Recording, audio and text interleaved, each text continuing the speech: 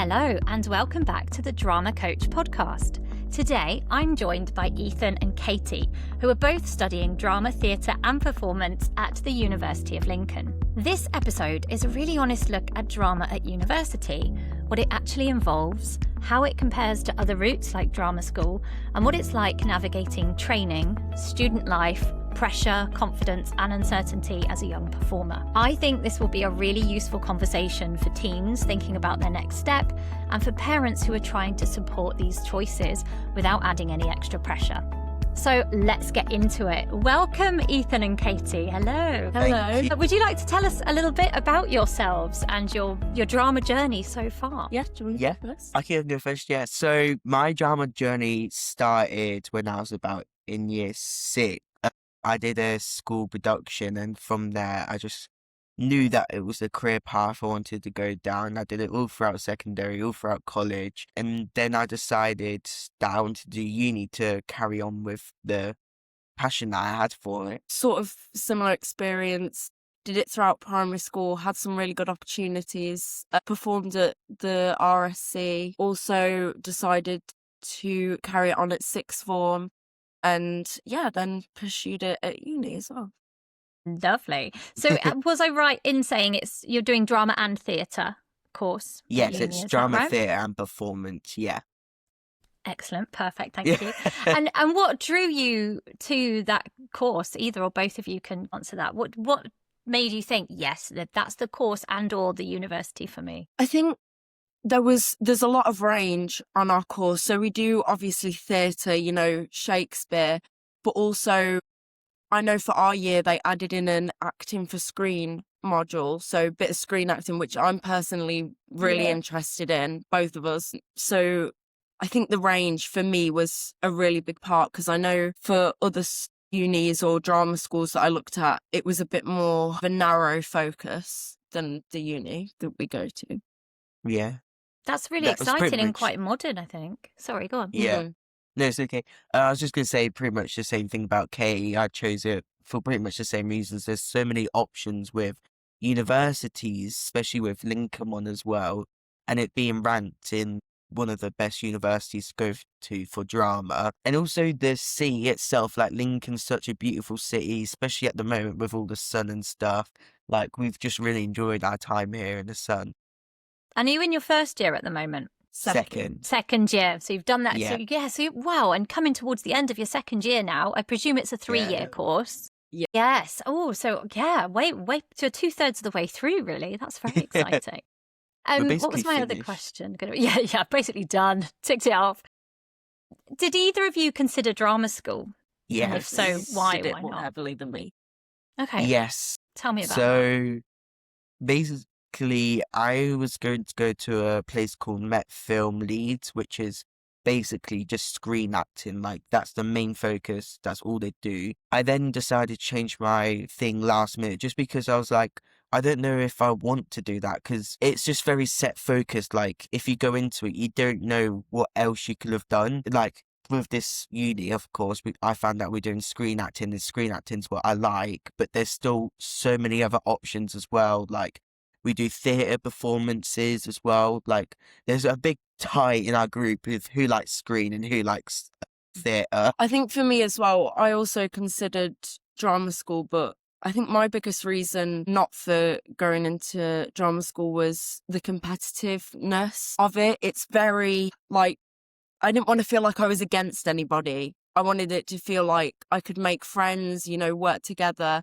And, I know people who chose to go to drama school, and it can be very much a bit cutthroat, if that makes sense. Like, you're all trying to get on top of each other, if that makes sense. It makes absolute sense, and is one of the big reasons I didn't go into the industry around your age, actually. There was a moment I won't go into now, but it's exactly that. But I thought that was the case only 20 years ago. I thought that had gone now, because since I've flipped from teaching to, well, I still teach, but, got into the industry in the last few years, I've only met really lovely, supportive people. And I don't know if that's my age or who I'm drawn to, but 20 years ago, that's exactly what I was told. You need to fight, you need to strip everybody down. And that was against everything I was for. And that's why I decided to teach. I was like, no, I don't like that. I like this. Yeah. But I was under the impression now that that had changed, but clearly not enough if that's still the message that's coming through to people your age right now. I'm really sad to hear that.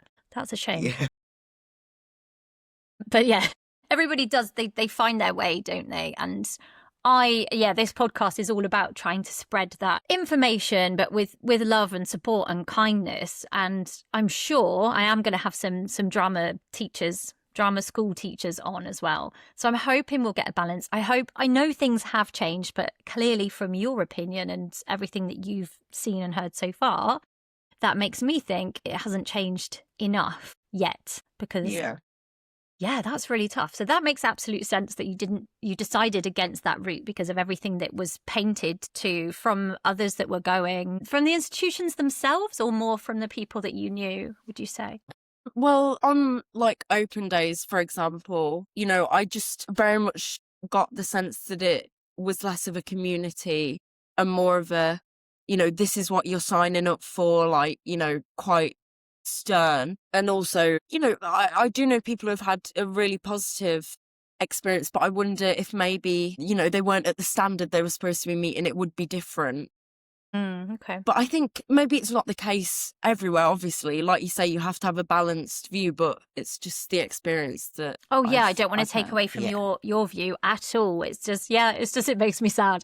So I'm just going with the hopefulness that it's not all like that. But yes, we need to absolutely share these opinions. I think it is really important. Don't let me take that away from you just because I want to see the good in everything. No, I totally respect that, and I'm really glad that you're speaking about it, because that's really, really important that people don't keep quiet and have, again, this is for parents as well, because we had the parents involved in series 1 with sort of looking after the little ones that suddenly spring into acting. But so I would imagine, I'm hoping we still have the parents listening when this series 2 airs, and they're not going to desert their kids just because they're 18, 19, 20 now. They're still going to hopefully be involved in helping them make those decisions and really weigh up what's right for them. So let's talk a bit about we talked about pressure and and I think I know the answer to this. Do you think that drama at university is sometimes misunderstood in relation to perhaps drama schools? I think, my personal opinion is, I think it is, because everyone hypes up drama school. It's like, if you go drama school, it's like the best thing ever and stuff. But really, I found that drama university is so much better. Like, we've met so many people off coursework. We're friends with people in dance, zoology, like there's so many others. But if we went to drama school, that would be very limited. So I think, it is very misunderstood. Did sidetrack there, but it is very misunderstood because obviously drama school, London, if you're in London, basically everyone thinks that you've made it in, but realistically you could be anywhere in the world and there's still a possibility that you could get in no matter where. And I it's feel like still as really well, tough. Oh, sorry, go on. No, sorry. I was just going to say, I feel like our uni really strives to give us opportunities that maybe drama schools would try and give you. Like, it doesn't feel like they're trying to compete with them. They just try and, whatever comes up, they will tell us, they'll let us know, they'll send us emails. Like, they're very good at like communicating and trying to give us equal opportunities. Because like Ethan said, it doesn't matter where you are, there are opportunities everywhere. And I think that's a big misunderstanding, that you need to be, that's what I used to think. You need to be in London in drama school to get the best opportunities. But I don't think that's true. That's really exciting to hear. And I think the world has opened up, hasn't it, with self-tapes, etc. And yes, I think having a drama school name behind you is wonderful. If you can get in, if you can afford it, if that is the right vibe for you at that time. But I think it's amazing that you're saying, well, actually, we've met a whole new pool of people in our lives, and sometimes even just knowing different people, observing different people, that if you've got that performer head on, you're not necessarily surrounded by performers, which I think is what you were saying, Katie, of that sort of cutthroat, beat everyone, be against everyone, which I detest that vibe. And you just don't want that. And actually you're building, I think you mentioned the word community, you're building more of a community.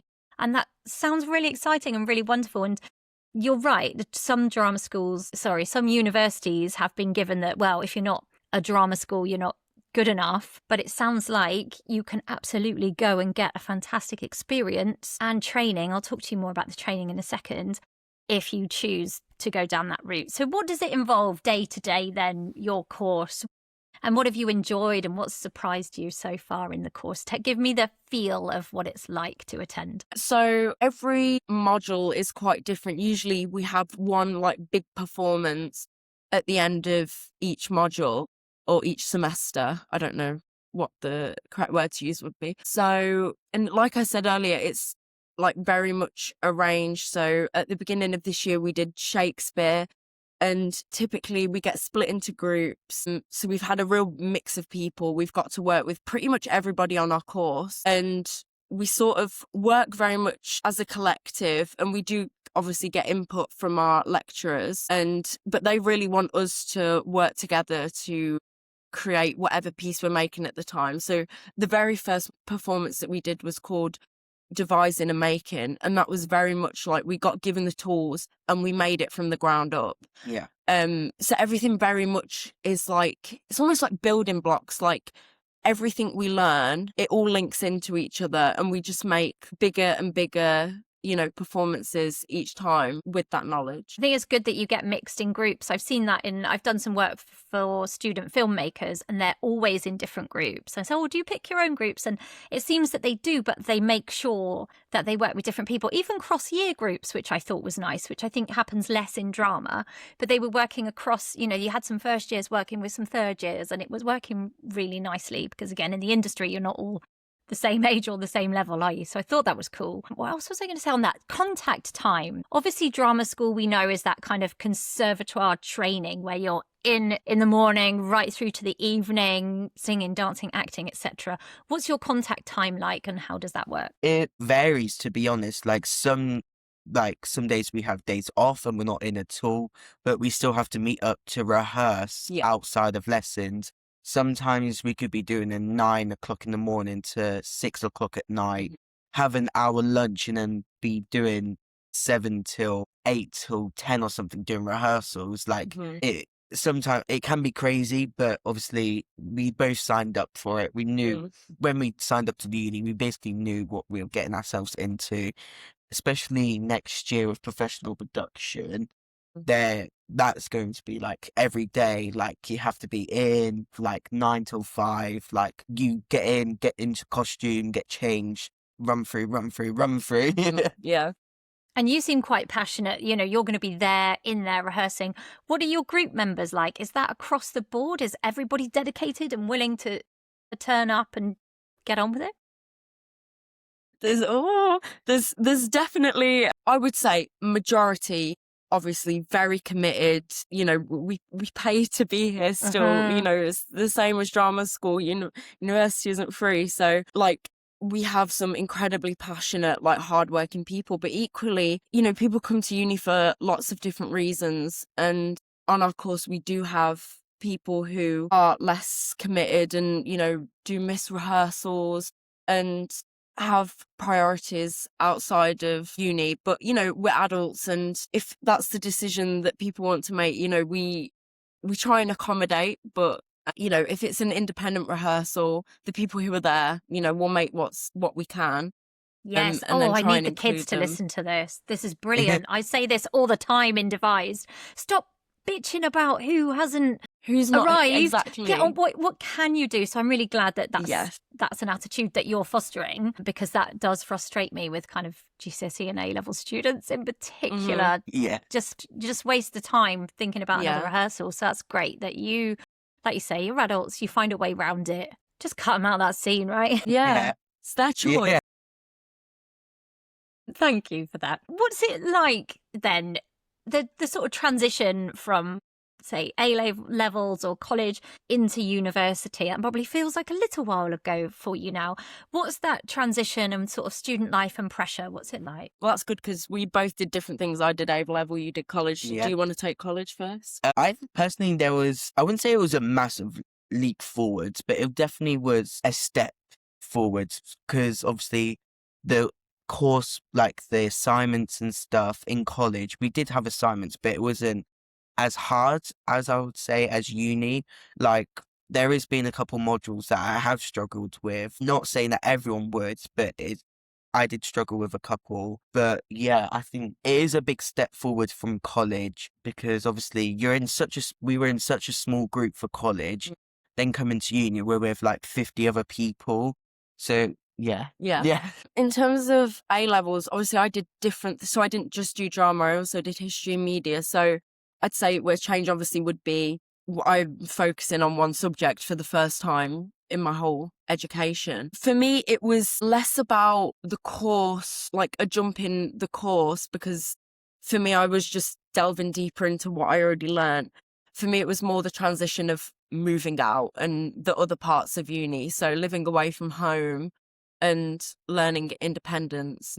But obviously, it is a step up for me because it was very much just such a heavier focus on drama. It was, whereas before I'd had it split. But yeah, it was in a good way though, in a good way, because obviously that's what I chose to do. Yeah, of course. No, I love that you say you're delving deeper. I mean, how wonderful if you've loved drama and theatre all your life, and like you said, you've had to do all of those subjects, and now finally you can focus on the one that you are passionate about. It's awesome. But you're living on your own for the first time, you mentioned that. And it makes me think there's a little bit of a wave of some students going to university close to home so they can stay home and afford it. And for me, and I was lucky enough to go away and loved it, wouldn't change it for the world. What would you say to that? If you could imagine, obviously you didn't stay at home, what would be the kind of pros and cons if a parent is thinking, well, yeah, I'll just keep them at home and send them down the road to uni? I'm already seeing this like from you both. Go on. I think personally, the pros is you grow up a lot moving out. Yeah. Like even my parents said that I've matured so much from moving out because you're relying on yourself. You can't rely on your parents. My parents are 2 hours away. I can't just simply walk down the road to like go for a cup of tea or something. Like it's also, I think it's the friends you make as well that makes it more comfortable for you, like especially at the very beginning, everyone's always going to be nervous. Like if you're not nervous, then like you don't care. You don't care, but like majority of people are always nervous, and that's completely reasonable. Like I was nervous first coming in, especially when I came in like a couple of weeks late. But yeah, I think you shouldn't worry about it. It's obviously it's scary living from home. You probably haven't done it before, but it's the risk that you've got to take. So you're thinking, suck up the extra debt for the experience of that growing up. And yeah, as a parent, I was talking to a friend about this, and we were saying, do we think our kids when they're older would do that? And we were both of the opinion of,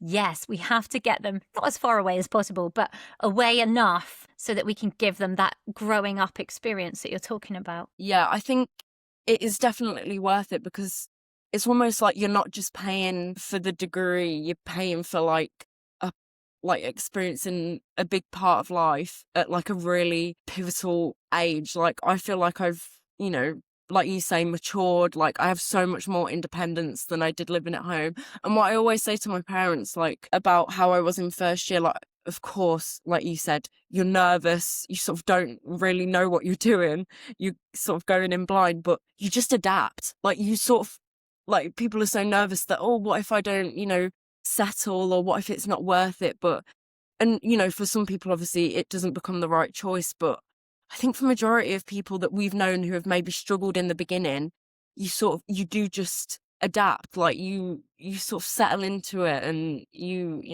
learn as you go. Love that. And that brings me to, and I think I know your answer to this, how important is it to have friends? Obviously, you two have opted to come on here as friends together. How important is it to have friends around you who understand this same journey? I think is very important to make friends because it just makes your uni experience so much better. Like going out to the clubs and stuff, you're going out with your friends, you're doing all this stuff with your friends. Like we're planning on going Does that holiday still together and happen? I stuff. thought that wasn't cool anymore. No, it's I so thought all cool. students like look after themselves now, and they like don't drink and get early nights, isn't it? No, No. no, we have great fun together. Yeah. I just think as well, yeah, like we see each other almost every day, and like we said at the beginning, I live with people. I don't live with anybody else who does drama, and so it's nice, you know. At the end of the day, I'm very lucky to have moved in with incredible people, and you know, you come round, we all sit together at the end of the day, and we have so much to talk about. And it's just like it's just such like a nice communal feeling. Like when everybody's cooking dinner Yeah. together and we're all just chatting about our days. And it is almost like it has become, obviously now we're in our second year, a home away from home. Like we come back now, if some of us have been at home, and we just ease straight back into it. It's so nice. It's so nice. Did you live in halls of residence for your first year? Yeah. Yeah, so that was sort of a little bit more taken care of, which still seems to happen now. And then you opt as to who you're going to live with and where for second year. So again, it's that another step up, isn't it, of doing things for yourselves. Oh, let's talk about the future then. What do you both hope to do next, even if that answer is still developing? Well, I think our answers are going to be very similar. We both want to go into the screen route. Like, that's always been my passion, and that's always been your passion. I don't want to speak for you, but like, you know, we were doing our self-tapes for the acting module, and we just both like said that this is what we want to do. And we were like giddy filming it. We were like, oh, it feels so professional. It was great. Yeah. And it's just, yeah, definitely going into screen. Obviously, it's a very, like we've spoken about, competitive. But I think just sort of take any opportunity that comes to us, but knowing that that is the dream. And I think if you have enough, you know, belief in yourself and motivation, then you can do anything. Like recently, I did a student-led film. Obviously, it was unpaid. It was purely for the opportunity and the experience, but it just solidified it even more for me. Like it just is. I was so excited every day. I was like literally giddy to just go on a set and do all the things just for the experience. And yeah, I think I'll just stick in before we hear more about yours, Ethan, is that I love what you're saying there, and I've felt that, and my daughters have as well, because they've done some screen jobs. And I think if you love it, then you put up with there is waiting around, you know, it's not glamorous. And a lot of younger children think it is because they think it's all Oscars and red carpets and whatever. It's not. And yes, you might get treated like a princess, but that's more because they need to know where you are and, you know, keep your makeup perfect or whatever. So I love that. If you can be giddy about it and enjoy it, and you still enjoy it when you get self-tape after self-tape, if you or your child, if you're a parent listening, are still enjoying this, then yes, I think it absolutely is meant for you. And if you don't mind the waiting around or the line learning or the standing up, my youngest daughter had to be rained on for something. She was literally in the winter being rained on by a hose, but she was all over it. She loved it. Yeah. Yes, she got cold, but they looked after her as best they could. And I think if you love it, that is exciting. It was really nice to watch you sort of light up as you talked about that. So you're obviously really clear where you want to go. I would also interject that having a side hustle or another job alongside of it, and I'd love to hear your ideas for that. But I think, Ethan, you wanted to say a bit more about going into screen acting. I think, yeah, obviously I've always wanted to do screen acting.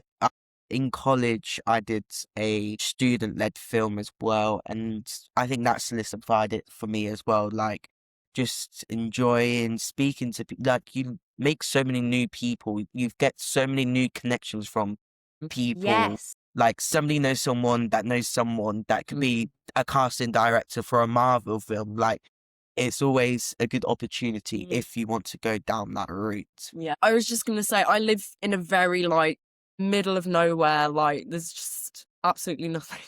And I remember for the first time hearing about somebody near where I was from being in a Marvel film or one of the series, I can't quite remember. And I just remember thinking, it is possible. Like, you don't need to be from, you know, one of these big places to get opportunities. That, again, solidified it for me. I was like, anything is possible. And I want to come back a little to what you said, Ethan, about meeting people.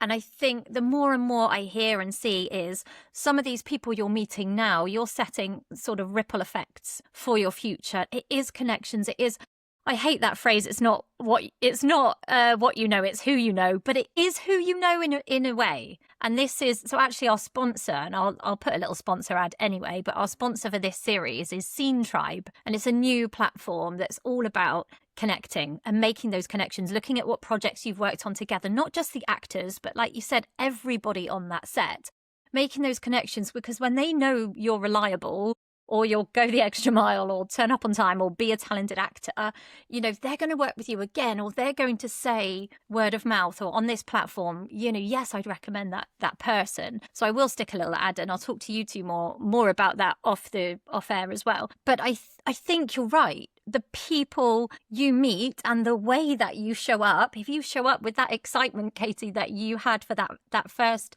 student or that most recent student film every time, you know, people are going to want that, and they want that energy. And I don't think people want, well, I certainly don't, that cut people out, tear people down energy. How toxic is that on a set?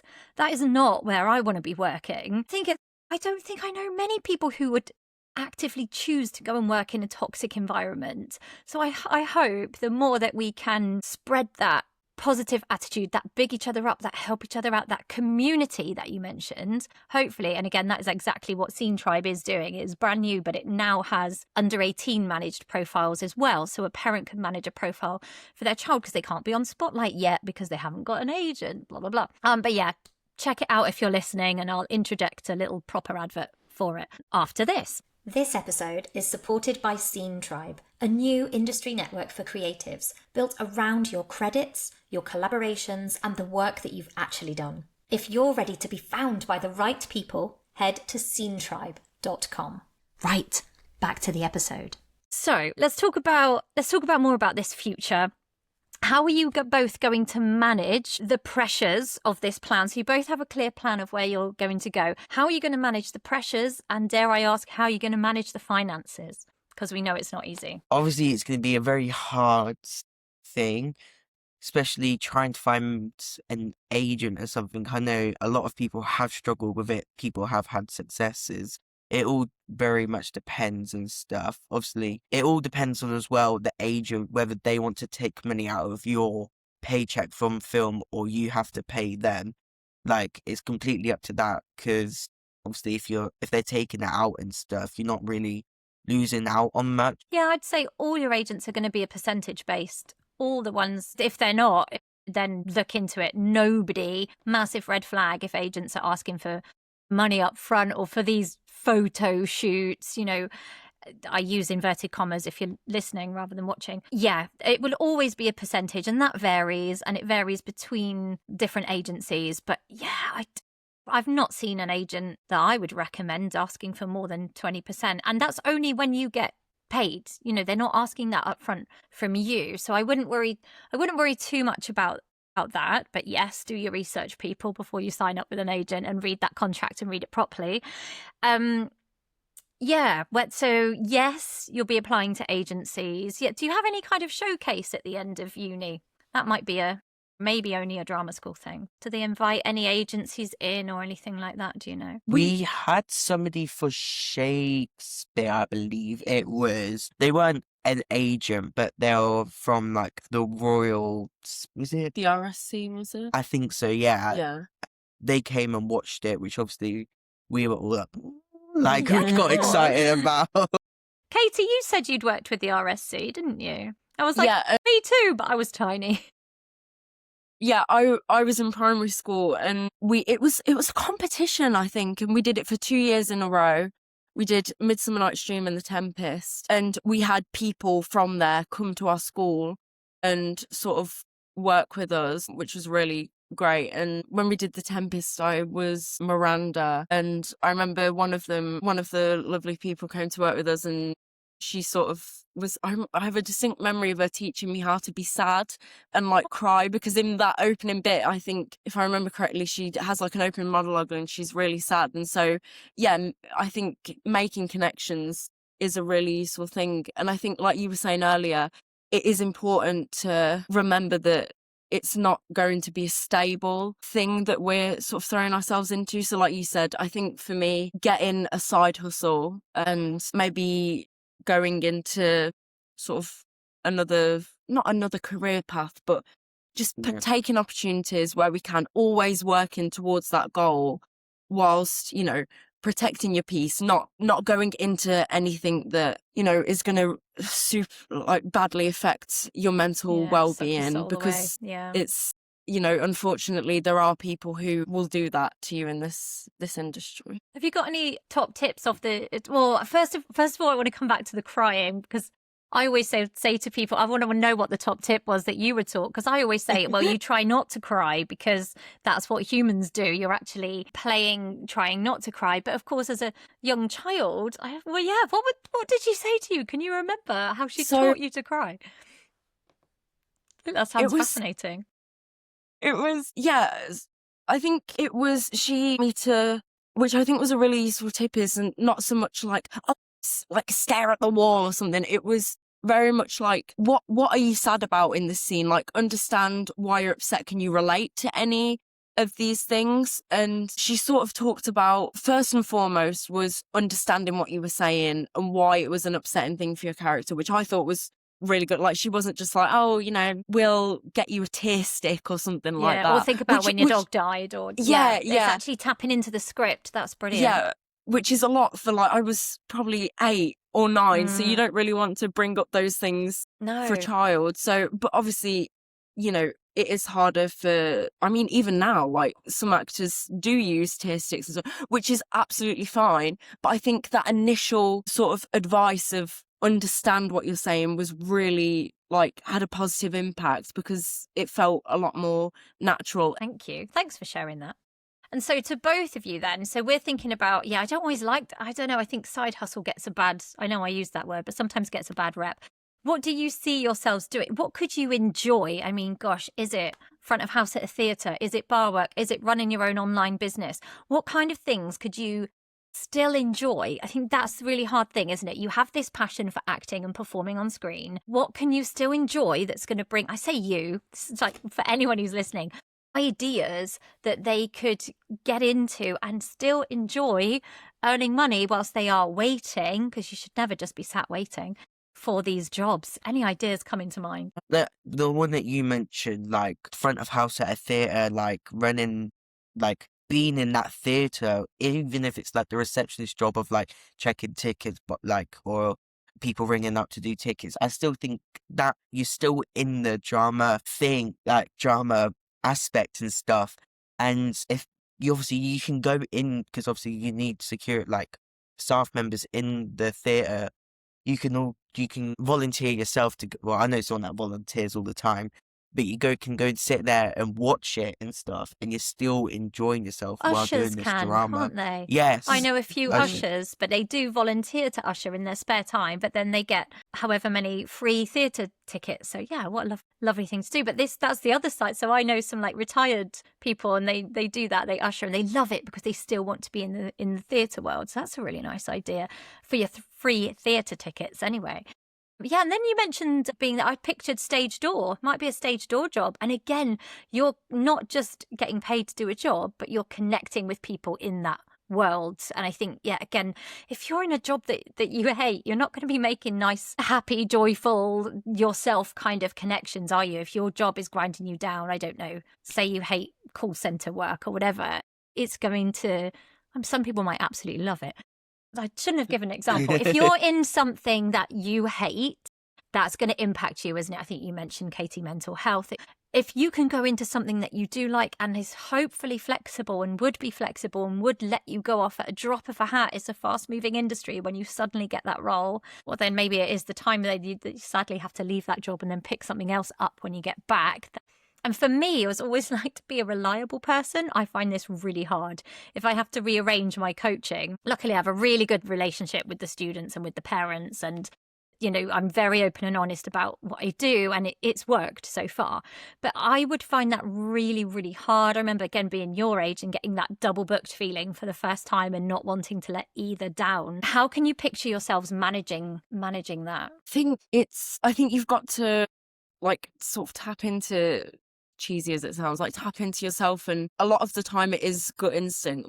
It's a real thing. You have to go with what feels right. And I think, well, for me now, this might not be for everybody, but I feel like as people, creatives as they call it, and people who do drama and stuff, we have a big range. I feel like we're always doing different stuff, especially like we said on our course, we're always doing something different. And so I feel like for me, if I did have to jump from job to job, I do get attached to things, but I feel like it would be, you just have to take it in your stride and be like, this is the next step. This is the next move, whatever comes next. I'm just going to really throw myself into it and try and make, the same impact, the same connections as I did in my last job. Yeah.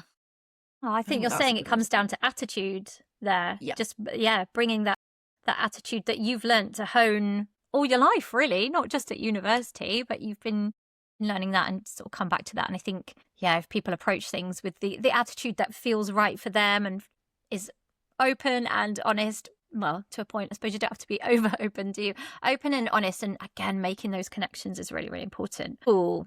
Let's talk about comparison, confidence and resilience, because again, Katie, you mentioned how it could be quite a cutthroat industry, or perhaps training, particularly if you went down the drama school route. How do you both deal with this comparison? It sounds like you've surrounded yourself with others, not just performers, which is great. But within your course, within these performers, how do you deal with that comparison issue, if it is one? I definitely have felt it a lot, but we always get reminded sort of on our course that we're all on our own journey, which sometimes is a really hard thing to take, because even though we're not at drama school and there's not sort of the competitive nature, and we are very lucky that we've met a lot of, they just want to collaborate, people who want to collaborate and just build each other up. I think it's, about reminding yourself that you're on your own journey and you will learn, you'll make mistakes. And, if you can, again, take it in your stride, then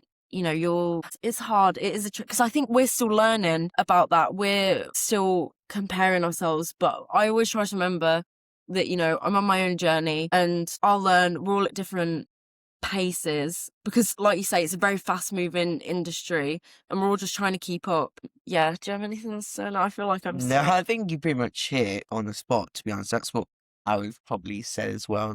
Obviously people have their own stuff that they would do, and like you said, it's a very fast moving industry. We have a certain amount of weeks to do a production, and that production finishes, you then go into the next one and stuff. It is always moving, it never really stops, to be honest. Have you had to deal with much rejection along the way? Because we know that's a huge part of the industry. Have you experienced it yet within your training? And if so, what do you do to reframe or to cope with that? Yeah, obviously I've had a couple of rejections so far, like in college, not getting the part that you want and stuff. Obviously it is you do get upset and stuff, but at the end of the day, the production must go on. You still got a role and stuff, and you just move forwards. There's another one in uni, that professional production, which Katie got in, but I didn't, which I was a little bit upset, but I didn't. There was another module called Cabaret, which I also was very attached to as well. Yeah. So I kind of just let the universe take it in their fate and stuff. Yeah, and you have to. And I think for me, actually, one of my most successful or most enjoyable auditions was when I walked in knowing it was win-win, because if I got the role, I would actually miss my daughter's first musical production because it was the same week. So I was like, okay, so if I don't get the role, I get to see her first musical production. And if I do get the role, I get this role, hooray. And I got it. And it was really, really enjoyable knowing whatever I get when I walk out. So if you're like, well, I love this production, but I also love this production and I'm going to be in one of them, we're lucky, aren't we, if we can. But again, that's reframing. You decided to reframe it, as did I, in that way. If you can frame it as a win, well, if I get it, I get this. But if you can, even if it's, well, if I don't get it, I'm taking myself for a nice cup of coffee. Or I don't know, but Yeah. if just getting into your head, or if I don't, I'm protected from it because it's not meant for me. If I don't get it, it's for a good reason. I'll just never really know what that reason was, or maybe that thing down just a couple of months down the line, or it would have clashed with. I tell myself this all the time. If I don't get it and I really wanted it, oh well, it would have clashed with something that's coming for me anyway. I like that, and I try and get my students. I think it's easier for them as well because they're not relying on payment for these jobs. Think when you go with that desperation of I need this job because I've got to pay my rent next month. I think that's when it's really hard. So it brings us back to that, trying to have that, whatever job you can enjoy it and be flexible along the way. Anyway, I bring myself in an entire circle. What was I trying to say? Yeah, any other ways so we can help our listeners reframe it in that way, Ethan, that you said, well, I was disappointed about that, but I did get this. So that's what I focused on. You both mentioned the universe. Yeah, I'm a big believer in the universe. It's definitely helped me along the way. And whatever your belief is, tap into that, whether it's just being a good person or religion or your family or whatever gets you through. And again, listeners, you're allowed to be disappointed. Yeah. We don't want to shrug it off. We also don't want parents to wallow in it too much, because then the child can feel even more upset. Gosh, it is an entire balancing act, I think, that rejection. Is there anything else you do or you can see yourselves doing to cope with this horrible word, rejection? Obviously, if you don't get into, say, I've done an odd self-tape and submitted and stuff, but I didn't hear back. I'm just like, okay, it is what it is. But there's so many other acting jobs out there. There's so many films that being made day to day, whether it's student films, big production films, whatever. There's always going to be another thing for you. That's what And I make your tell own myself. stuff. Go and make your own Yes. stuff, because it isn't. You're right. There is so much being made, but it also is known to be an oversaturated industry. So I think make your own stuff, make the connections with those around you now, because you're all going to come up together. That's another thing that brings me to the absolute antithesis of this tear each other down. Why? Why are you going to do that? You're all going to be appropriate for different parts and different roles. Go and team up and go and make some amazing work together. The technological stuff we have at our fingertips. Yeah, if you're listening to this and about, Ethan and Katie's age, go and make some stuff. It also just keeps you creative as well. Even if it doesn't go to the Cannes Film Festival or whatever, or if it does, great, go and make some connections. But I think, stay connected to each other. I love that you two have brought up this idea of community and connection, because, that's, I think, at the heart of where everything should be. Okay, has your ideas of success changed or not since starting university? I think my opinions have changed and stuff. Obviously, from secondary school, I thought obviously, I didn't really know much about the industry. I just thought you go for a job and you get it. But now, from growing up, you realise that's not the case and stuff.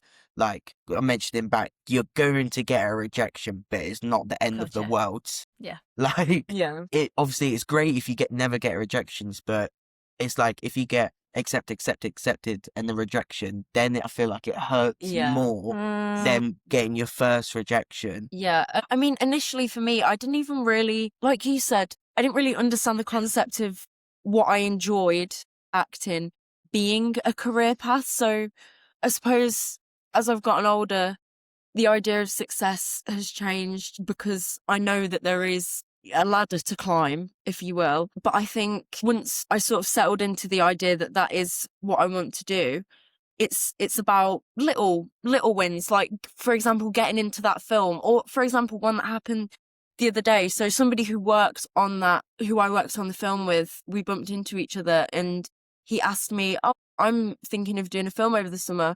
Would you like to be in it?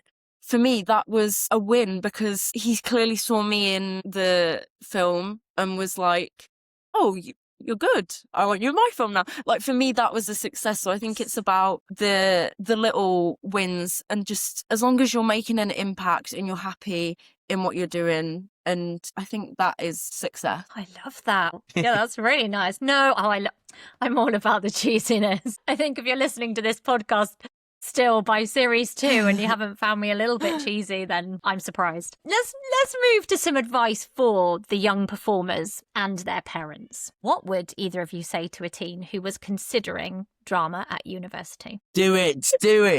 You know you want to do it, just do it. Don't let anyone tell you otherwise. Like, you're going to have people that says the industry, it's hard, but honestly do it. Like, if you don't go down the acting career path, there's so many other jobs that require that.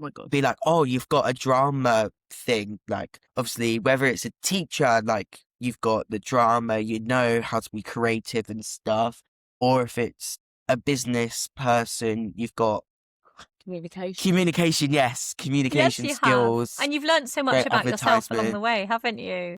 Yeah, I think that's really important. You might be listening to the podcast thinking drama is forever, and it might not be. You or your child might change their mind, but I do not think a drama degree is wasted. As long as you know you can pay off I remember celebrating, I think it took me 10 years to pay off my student debt, but it came out of my wage and it was okay. And I remember celebrating that, but I know it's a lot more now, 20 plus years later. So yes, as long as you know there's a way with the funds, there's still student loans, right? I presume. Yes.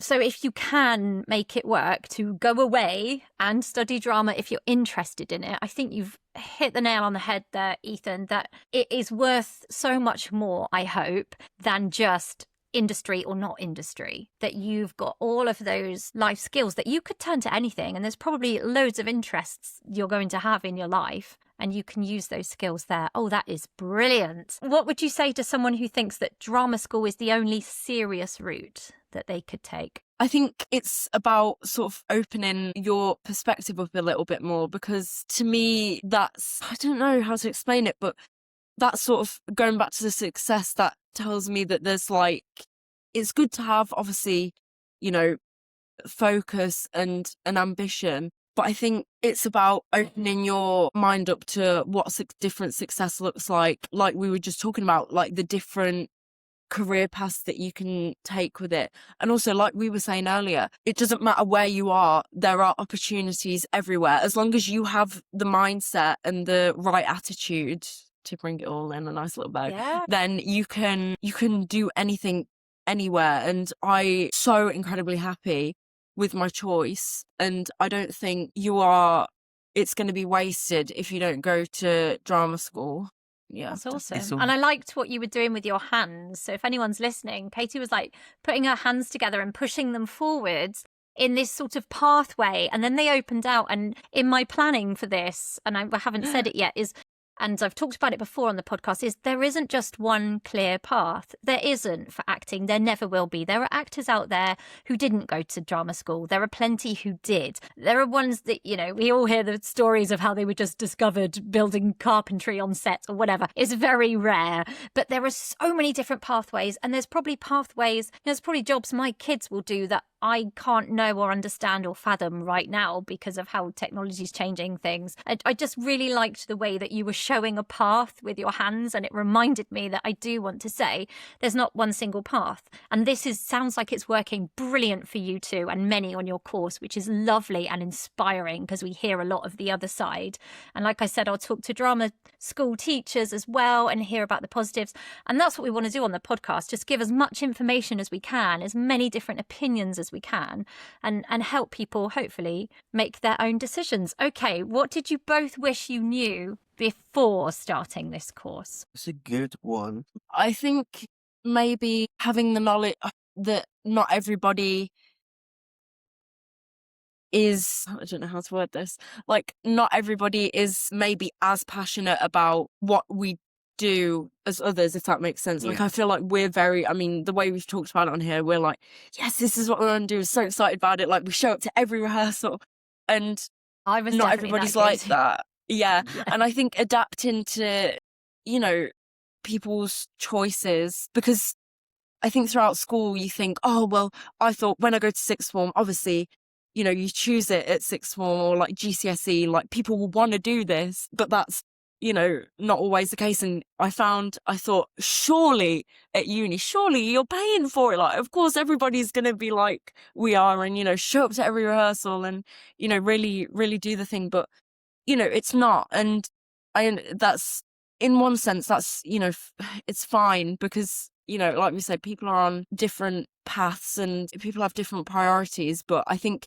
adapting to different people's sort of mindsets and, working, what's it called? Like the way people work, adapting to that was something that I learned. I wish I knew. Yeah, so you could have known that and gone, okay, everyone's not going to be as passionate as me, which we find in life for different things, right? We all enjoy different things and we think people are going to be there with the same mindset that we have and they perhaps haven't. So yeah, that's something that actually you say you wish you'd known, but I think you learnt and you learnt well. It's probably sat with you in a better way having learnt it, if that makes sense. But yeah, it would be handy for you to know that, and people can go into a degree in drama and theatre going, okay, not everyone is going to come with that same passion and dedication that I've got listening to this podcast right now. Ethan, would you agree with that? Is there anything springing to mind for you? You're like, wish somebody told me this thing. Not everybody's going to get along. That's another thing that obviously probably most places do. But obviously people are going to clash. Everyone's all around the UK come into one uni, one place, yeah. And obviously you're with each other pretty much all the time and stuff. There can be those little arguments or something, but it shouldn't scare people off, if you know what I'm saying. Yeah. It's any place, like a job place, people are not going to clash. Yeah. Like you're going to get it life, everywhere. isn't it? Yeah. Great. So it chalks up to be a good experience after all. But what about the parents that are helping these teens or early 20s make the decision of where to go, should they go? What's the kind of advice that you can offer those parents, perhaps things that you wanted or needed to hear from them? I think I'm very lucky that my parents were always very much like, if this is what you're passionate about, we will support you. I think it's almost a reaction thing as well. So for example, when I was touring different unis, my mum said to me, like, when I came here, I saw it in you. Like, I saw your face light up. I saw you look about and you just like you kept saying, like, I just lit up.